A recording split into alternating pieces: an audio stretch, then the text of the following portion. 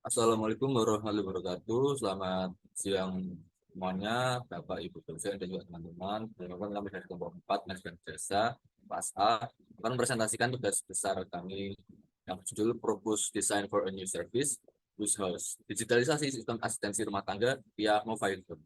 Nice. Perkenalkan anggota kelompok kami sebelumnya ada Muhammad Rafi Dava dan NRP 05, lalu ada Yuris dan NRP 085, saya sendiri dan NRP 12, ada Faradiba dan NRP 99, dan juga Adi Korul Anwar dan NRP 075. Pada chapter 1 yaitu profil perusahaan jasa. Next. Jadi di era sekarang ini semakin banyak individu yang hanya memiliki sedikit waktu untuk melakukan kegiatan rumah seperti membersihkan atau menata rumah. Dan juga prestasi perempuan yang menjadi bisa profesional pada tahun 2021 sendiri merupakan prestasi tertinggi dalam satu dekade terakhir.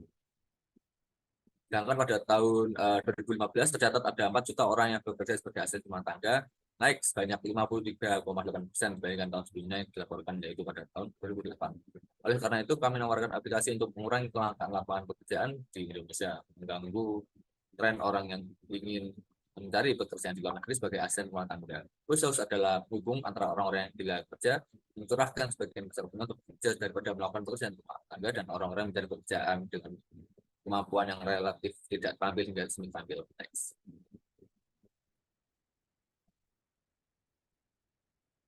Jadi Muzel sendiri ini merupakan platform digital berbasis aplikasi yang berfungsi menghubungkan asisten rumah tangga dengan para workaholic. Memiliki tujuan yaitu dengan para workaholic yang menghabiskan hampir kesehariannya untuk bekerja sehingga tidak memiliki waktu untuk memberikan rumahnya. Jadi keunggulan dari Woso sendiri adalah memberikan pilihan ART yang diinginkan oleh user, dapat menyesuaikan dengan range harga yang diinginkan user, lalu kualitas SDM ART yang sudah memiliki pelatihan, yang keempat fitur lokasi, dan yang terakhir fitur feedback dan rating. Visi misi dari khusus sendiri adalah untuk jadi aplikasi yang memudahkan workaholic dalam mencari jasa asisten rumah tangga yang memiliki kualitas terbaik dan terjamin di Indonesia. Dan misinya adalah membantu workaholic dalam mencari jasa pencarian asisten rumah tangga, memberikan pelayanan yang lengkap kepada user. Thanks.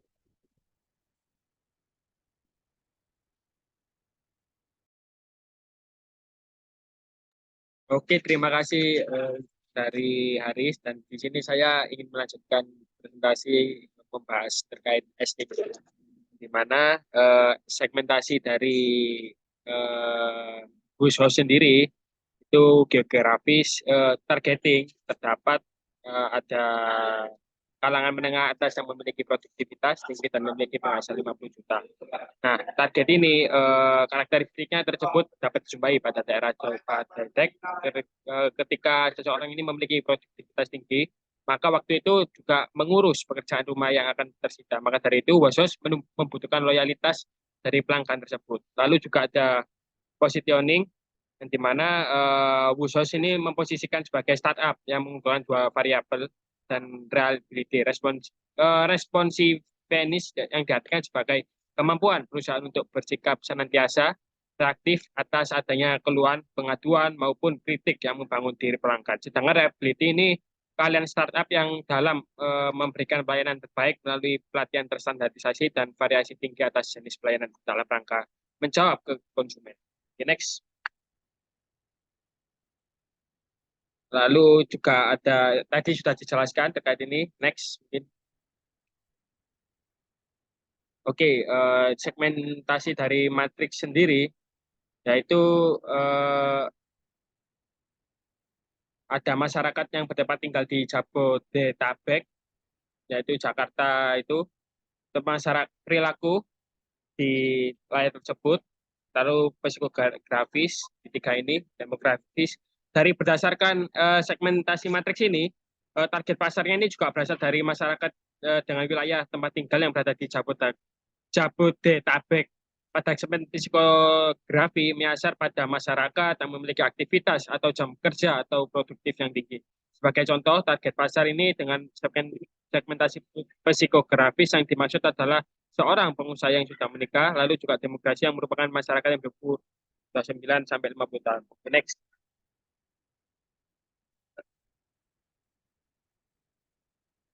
Lalu ini ada kualitatif. Oke.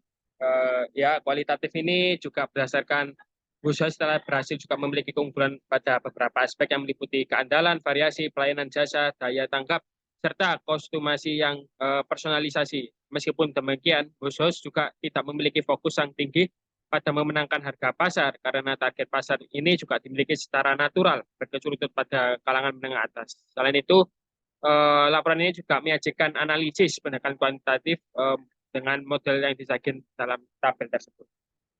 Next.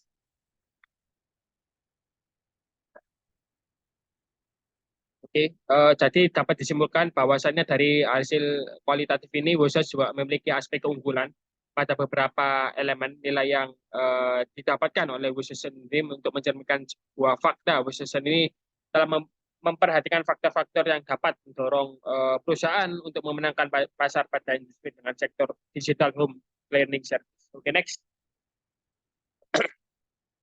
Oke, selanjutnya akan dilanjutkan oleh rekan saya. Oke, berikutnya di sini akan kita masuk melalui bab pembahasan.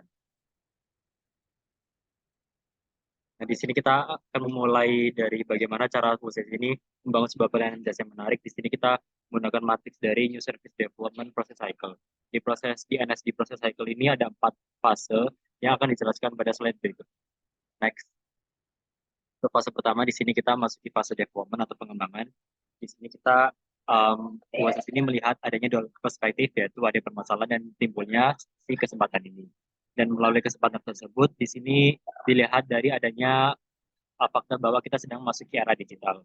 Dan untuk di permasalahannya di sini kita juga berusaha untuk memecahkan bagaimana si website ini memperhatikan meningkatnya wanita karir yang membutuhkan ART. Dan untuk tahap analisis di sini kita mengidentifikasikan apakah sebuah jasa yang ditawarkan itu dapat dijadikan sebuah bisnis dan bagaimana kita mendevelop sebuah bisnis modelnya dari website ini sendiri.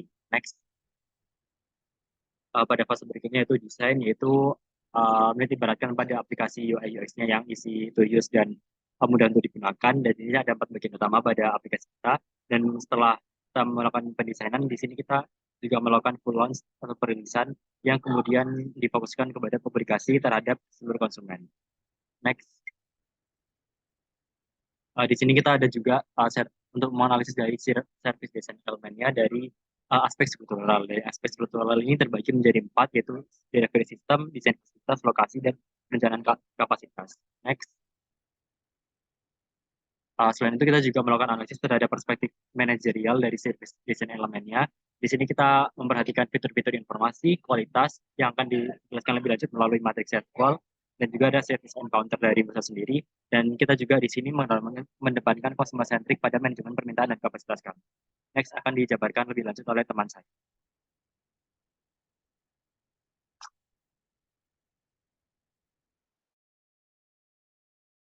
Berikutnya di sini ada stakeholder layanan. Di sini kita menganalisis juga ada 8 stakeholder yang penting, yaitu ada pemerintah, pelanggan, pengembang saham, pengembang aplikasi, kompetitor, asisten rumah tangga itu sendiri, pihak manajemen, dan juga yang terakhir ada penyedia layanan teknologi. Untuk stakeholder mappingnya akan dijelaskan oleh rekan saya. Baik, selanjutnya itu stakeholder mapping berdasarkan stakeholder yang telah dijelaskan sebelumnya oleh rekan saya. Di sini kami membuat stakeholder mapping yang diindikasi oleh power dan level of interest, di mana di D, yaitu asisten rumah tangga dan pihak manajemen merupakan key players. Kemudian untuk di bagian yang C, pelanggan dan pelanggan, pemegang saham dan investor ini merupakan aspek yang harus tetap terpuaskan. Kemudian ada yang B, yaitu pengembang aplikasi dan seterusnya. Itu merupakan aspek yang harus tetap uh, diinformasikan apabila ada perubahan tertentu. Kemudian yang terakhir yaitu A, dengan masyarakat umum, yaitu memiliki indikator yang low di keduanya dengan minimal effort. Selanjutnya yaitu prosedur dan alur pelayanan. Kami menggunakan streamline flowchart dengan awalan yaitu mempertimbangkan bus house, dengan akhiran yaitu konsumen mendapatkan ART melalui bus house dengan beberapa simbol seperti yang dilihat di PPT pada saat ini. Selanjutnya yaitu rancangan strategi kompetitif. di mana Wishhouse menggunakan 3 strategi utama untuk bersaing dalam kompetitor lainnya, yaitu 3 strateginya ada diferensiasi, fokus, dan overall cost leadership. Di mana pada diferensiasi ini kualitasnya terjaga dengan adanya pelatihan bagi RT, kemudian memberikan pilihan pelayanan jasa yang lebih variatif, jasa unggulan berupa holiday cleaning dan fitur unggulan dengan free. Kemudian untuk fokus, mereka Wishhouse ini niche fokus dengan menargetkan kalangan menengah ke atas, kemudian berpusat pada pengguna, dan pengguna juga dapat memilih jasa berdasarkan ART ataupun berdasarkan tipe jasa yang sedang dibutuhkan. Kemudian yang terakhir yaitu overall cost leadership. Mereka menawarkan harga yang kompetitif kepada pengguna dan range harga yang bisa disesuaikan. Selanjutnya akan dilanjutkan oleh rekan saya. Baik, selanjutnya yaitu terkait service quality. Nah, service quality terdapat 5 dimensi, yaitu pertama reliability, assurance, tangible, empathy, dan responsiveness. Next. Next.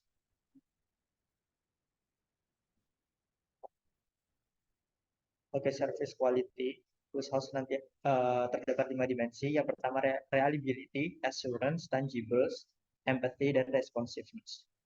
Next.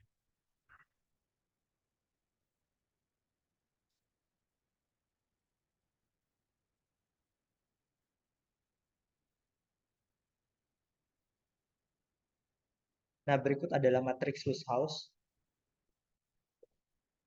Yang pertama yaitu reliability, di mana skala itemnya yaitu memiliki pengetahuan yang cukup untuk menjawab pertanyaan. Sedangkan atributnya yaitu terkait pengetahuan, pelatihan, rekrutan, dan komunikasi. Terus dimensi assurance, di mana atributnya terdapat keamanan transaksi, badan hukum, lembaran persetujuan, dan juga end-to-end system. Next.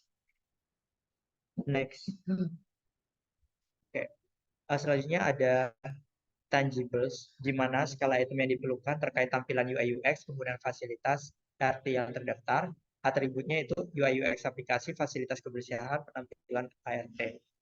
Untuk empathy, atributnya terdapat atensi pada individu, kesabaran kesopanan, responsiveness terkait kecepatan respon fitur chat box, kemampuan komunikasi, dan problem solving. Next. Selanjutnya ada laporan proforma, di mana di sini terdapat proyeksi arus CAD, di mana kenaikan dari pendapatannya sebesar 10%, yaitu terdapat ada 2 periode 2023 sampai 2020. Next.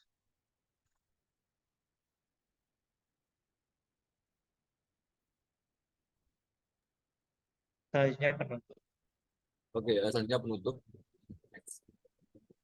Kesimpulannya adalah khusus menerapkan 3 strategi utama, yaitu diferensiasi, overall cost leadership, dan juga fokus. Jadi memberikan pelayanan yang unggul dan berbeda dari pesaing sambil tetap mempertahankan kualitas yang tinggi dan harga yang kompetitif. Next. Jadi rekomendasi yang dapat kami berikan adalah tingkatkan sistem pencarian dan filter, lalu pantau biaya operasional dan identifikasi area, lalu pertahankan komunikasi aktif dengan pelanggan dan juga aset rumah tangga, lalu mempertimbangkan memperluas fokus geografis jika dapat jadi pasar menarik, dan terus kembangkan fitur dan layanan baru yang dapat memberikan nilai tambah bagi pelanggan, dan yang terakhir aktif mengumpulkan masukan dari pengguna dan asisten rumah tangga. Next. Sekian dari kelompok kami. Terima kasih atas waktunya. Wassalamualaikum warahmatullahi wabarakatuh.